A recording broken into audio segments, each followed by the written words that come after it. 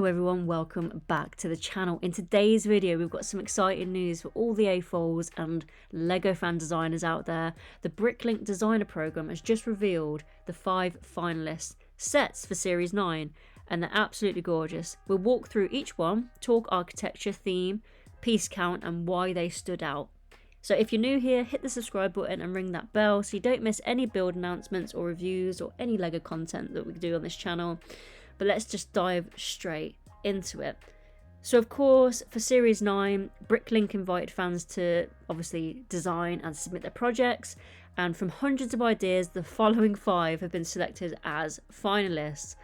These will move into the crowdfunding phase, with pre-orders expected in October 2026 and shipping likely in March 2027. Now let's check out the sets one by one. First up, we have the Woodbrick Freight Depot designed by Mind the Brick. This one comes in at about 2,199 pieces. It's a really gorgeous train fan build. You know, you've got a freight depot rather than a standard passenger station with a full loading, unloading crane and a work office section.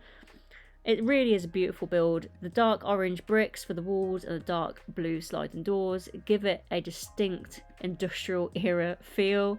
If you're into trains, cargo, routing, you know, industrial architecture or modular builds with internal details, this one should be a real standout on your shelf and you should definitely order it. I mean, I know I will be. It looks really, really cool. I do love the little minifigures with it as well. Of course, you get quite a few. Here they are. But yeah, so that's the first one anyway, and definitely a well-deserved in the position of a finalist set. Next, we have the Sleepy Dragon Inn, and I'm so happy this made the final because this is in my top 10 of the submissions, the BrickLink submissions for this series, and I'm so glad this made it. But yeah, this is made by Marin BD. This has about 2,981 pieces. Of course, this leans into the medieval fantasy genre, which is of course trending at the moment in the LEGO space. It's 3 stories tall. You know, it's got a tavern set up on the first 2 floors. Then you've got the sleeping quarters above. You know, there are interactive features too. For example, turning the tree trunk activates a chicken in the fireplace, a dancing carpet, a roaming bard on the stage as well, as you can see there.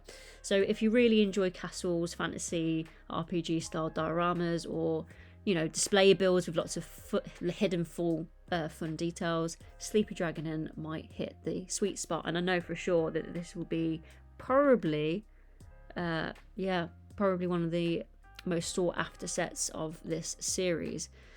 But it is really gorgeous, and yeah, well done to Marin BD. It's a really, really incredible build. Onto the Wild West Blacksmith by designer iLucky or Lucky, with approximately 2,513 pieces. This one is set in the frontier. You know, you've got a rundown roof, desert terrain, cacti, the blacksmith's workshop, plus a home next door with its thematic refresh of Western build niche, combining setting and storytelling in one. If Westerners are your thing, or you like buildings with character and texture, this one is definitely going to be for you. I love this theme, and I will definitely be pre-ordering this to go along with my gold mine, which I pre-ordered in the last series that went into crowdfunding. But yeah, this is really, truly beautiful. And again, it's another set that's over 2,000 pieces in this submission. But we have the largest set from the whole submissions, the finals. This is the Fisherman's Village. This is designed by Bricks 31.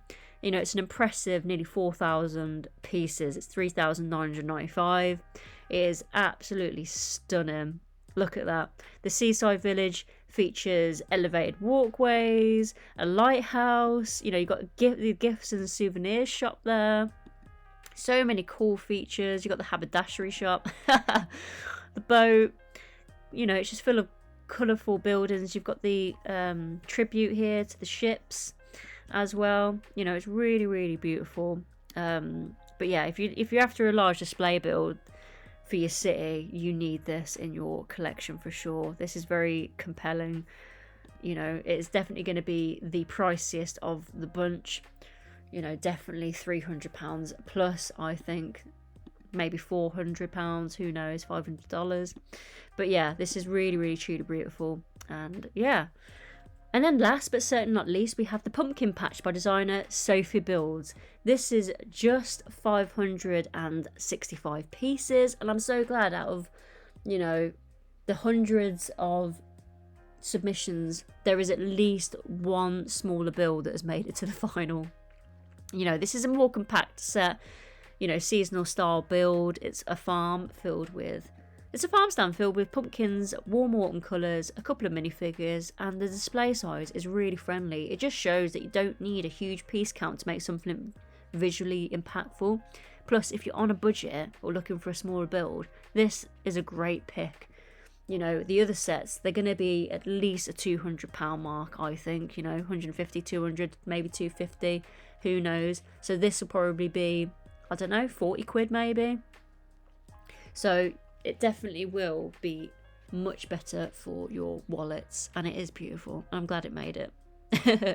But yeah, anyway, so there you have it, everyone. The 5 finalists for the BrickLink Designer Program Series 9. Each of them brings something different to the table, to be fair, in terms of the theme, scale, display potential, and budget. My personal pick, to be fair, is the Sleepy Dragon Inn. I will definitely be ordering that.